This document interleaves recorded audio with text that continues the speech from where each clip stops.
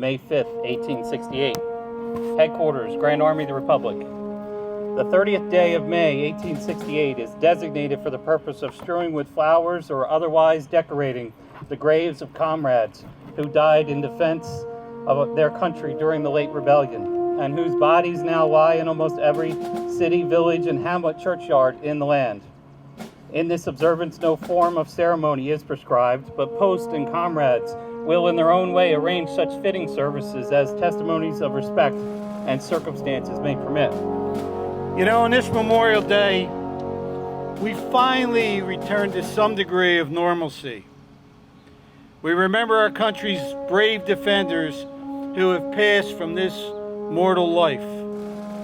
Even in these most challenging times, our hearts are stirred and we're united in spirit as we resolve to honor their memories with humble gratitude. Say that we don't take it lightly, that you go with holidays without your loved one.